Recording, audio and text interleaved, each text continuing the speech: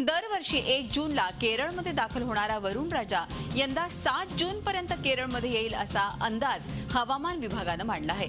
या अंदाजात 4 दिवस पुढे आणि 4 दिवस मागे जाण्याची शक्यता आहे। 2005 ते 2015 या 11 वर्षांपैकी 10 वेळा मान्सूनच्या आगमनाचे भारतीय हवामान खात्यानं वर्तवलेले अंदाज अचूक ठरले आहेत। गेल्या वर्षी म्हणजे 2015 मध्ये मात्र हा अंदाज चुकला होता।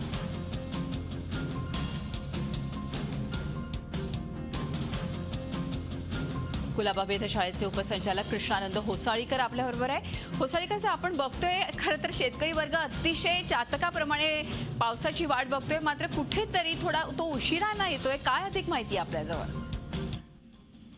आजच हवामान विभागाने 2016च्या पावसाच्या आगमनाचे प्रेस रिलीज दिले आहे आणि आम्ही हे 2005 पासून आम्ही हे पूर्वानुमान देतोय आणि याच्यामध्ये आज आम्ही असं म्हटलंय की जो पावसाळा आहे केरळमध्ये दाखल होणारा, जिथे आम्ही असं म्हणतो की भारताच्या मुख्य भूमीवरती पावसाळ्याला सुरुवात होते, तर आमचे जे इंडिजिनियसली डेव्हलप्ड मॉडेल आहे त्यांचं पूर्वानुमान असं दर्शवतंय की 2016चा जो पाऊस आहे तो केरळमध्ये यंदा थोडासा उशिरा दाखल होण्याची शक्यता आहे आणि याची तारीख सर्वसाधारणतः 7 जून असण्याची शक्यता आणि त्याच्यामध्ये प्लस मायनस 4 डेजचं एरर आहे।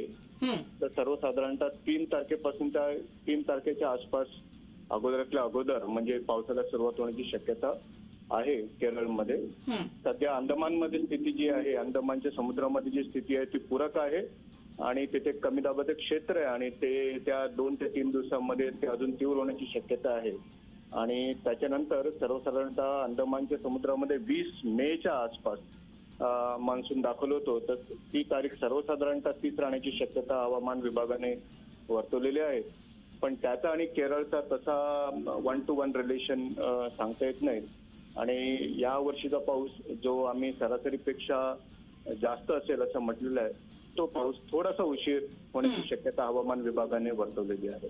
धन्यवाद आमच्याशी बोलल्याबद्दल। कृष्णानंद होसाळीकर, कुलाबा वेधशाळेचे उपसंचालक आपल्या बरोबर होते। मान्सून केरळमध्ये यंदा थोडा उशिराने दाखल होण्याची चिन्ह आहे।